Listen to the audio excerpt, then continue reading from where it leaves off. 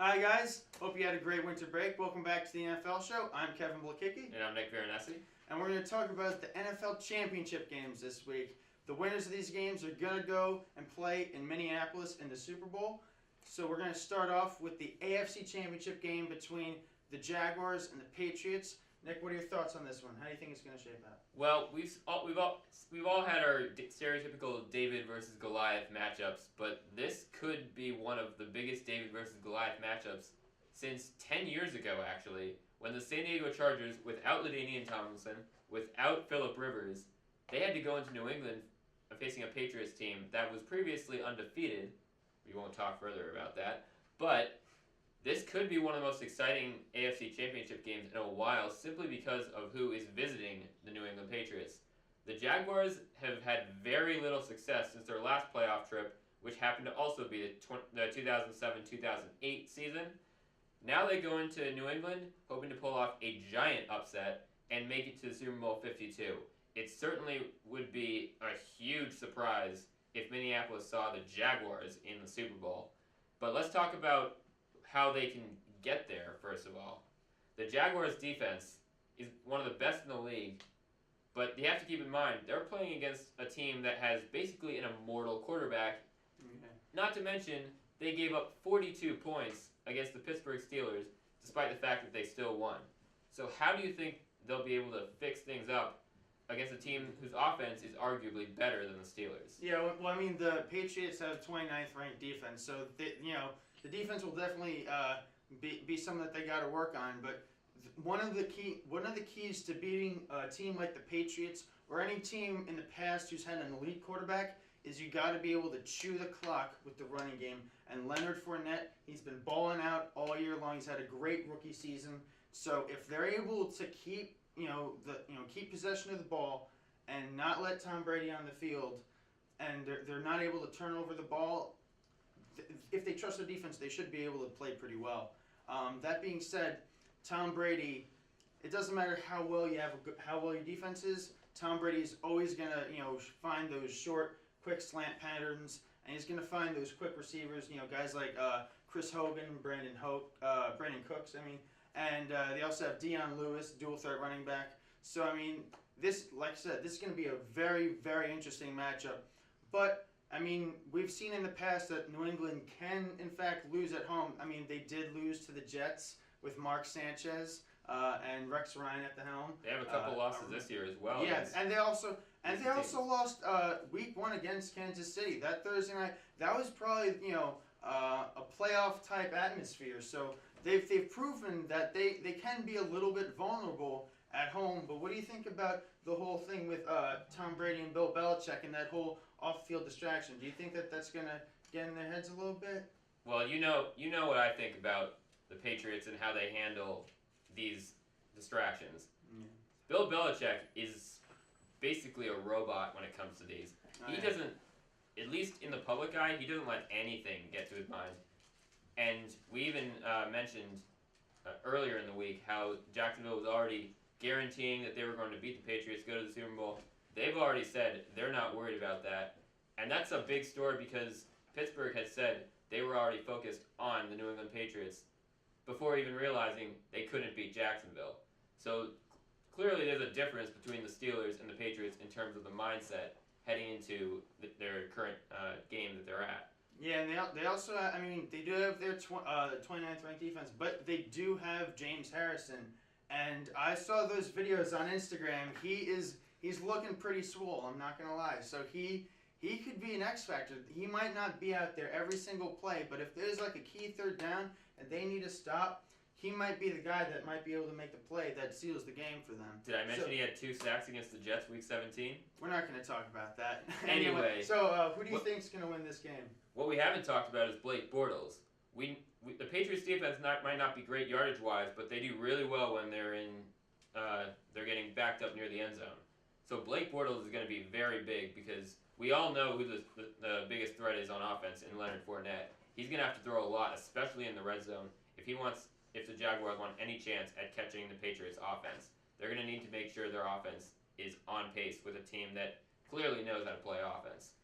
As for this game, you just never know because the defense it's good enough to potentially shut down Tom Brady. And I will mention, previous defenses like the Ravens, like the Jets, they have stopped him in the playoffs before. For this one, I'm going to go with a tight game. I'm going to go 27-24 New England Patriots. But I would not be surprised if Jacksonville pulled off a stunning upset because they don't have anything to lose. They made it all the way to the championship game when people expected them to win 4 games. And now they have a chance to go to the Super Bowl. They're going all out for it, I bet you. Yeah, this is gonna be a tightly contested game. I agree with you on that one, but it's gonna be a tough one. I'm gonna have to go with the Patriots 27-20 on this one. I mean, I wanna go with the Jaguars on this, but I don't really trust Blake Bortles, and they're playing in New England. It's going to be awfully tough for them, and I just don't know if it'll happen. I'm praying that I'm wrong, but I mean I think Tom Brady and Bill Belichick at home in the playoffs is as close to a sure thing as you can possibly get. Well, I can guarantee you at least 95% of the United States is rooting for Jacksonville at that game. Yes. Well, now a segue. 100% of the people in the United States probably was not expecting what happened on the last play of the Saints-Vikings game. Yeah, that was absolutely crazy. I mean, Stephon Diggs really, he made an amazing catch. It was some really sloppy defense by the Saints, and it was definitely a game that the Vikings had controlled for most of the game, but the Saints stormed back in the second half. But luckily, Case Keenum was able to step up in the big moment and deliver the Vikings one win away from being a Super Bowl in the Super Bowl at their own home stadium, and they're looking to be the first team to ever host a Super Bowl in their own stadium and to possibly win it. And that's going to be a crazy scene. I mean, it's probably going to be really super cold down there because up there. I mean, because it's but Minnesota. They do play indoors. Yeah, so luckily they play indoors. So that's the only reason why it's going to be played up there. Having said that, in order to get to that route, they can't play at home because the Philadelphia Eagles pulled off the win against the Falcons. That sets up Vikings and Eagles, the second game of the championship games on Sunday night. This is going to be a very fun game to watch. Yes. Plenty of defense, plenty of success actually from quarterbacks who we weren't expecting to do very well. We were expecting Carson Wentz, who was supposed to be MVP this year, to roll into the Super Bowl, considering how well he did. But now you've got Case Keenum and Nick Foles, backup quarterbacks. Yeah, they both played under Jeff Fisher, which I mean, I don't know if that says how great of a coach he is, but I mean they've really been able to shock the world. I mean, the Vikings weren't really even considered to be a playoff team, but then Aaron Rodgers gets hurt, and then the Packers kind of fall off. So then it set up the Vikings to have this great season. So really, anything can happen. And people think that the Vikings are just gonna steamroll over them.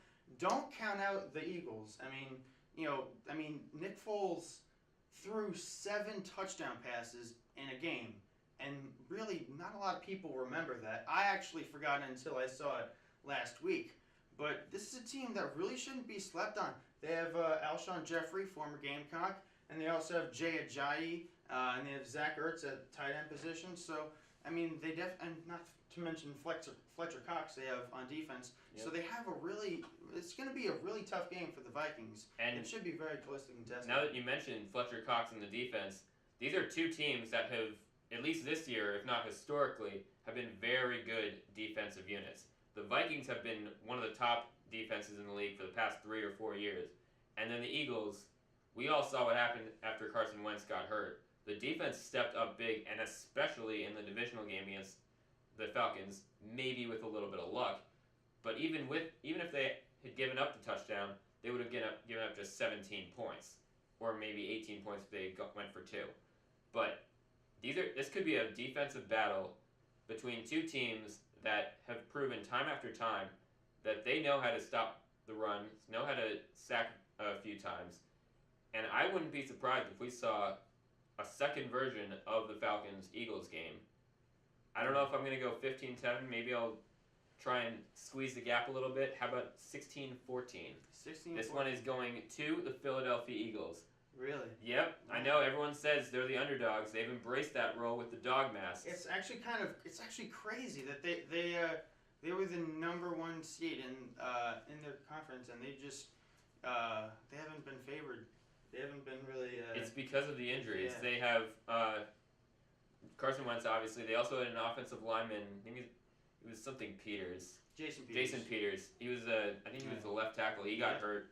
I think it was before the game before the Wentz injury, and that you'd think that would have hurt the team. We were all thinking they're done at this point. They need a quarterback, but they figured it out. And I wouldn't be surprised if they pulled it off again against the Vikings team that is certainly vulnerable. They almost lost at home to the Saints. So I'm predicting a Super Bowl 39 rematch between the Eagles and the Patriots. And do not count out that as a boring game, because I guarantee you that is going to be fun to watch. Yeah, I don't necessarily know about that. I think that the Vikings they have a great running attack, and they have a really solid defense too. So I think it'll end up being the Vikings that edge out this one. I'm gonna say 20-17. I think that they get a late field goal to win it, and the Eagles fans, as usual, will be left in sorrow as they're supposed to be. Ooh, how about to say you shouldn't be talking. Yeah. Anyway, that'll wrap it up. So tune in on Sunday to see if we do see a Super Bowl 39 matchup, or we see the Vikings reach the Super Bowl for the first time since the 70s, or maybe we'll see a surprise and both of us will be wrong, and the Jacksonville Jaguars will get in. I know a lot of people will love to see that, besides the people in New England, of course. But it should be a fun Sunday, and if I know anything, I know these these four teams are going to be caught in a very tight game. So for Kevin Blekicki, I'm Nick Veronesi. So long, and enjoy the final playoff games.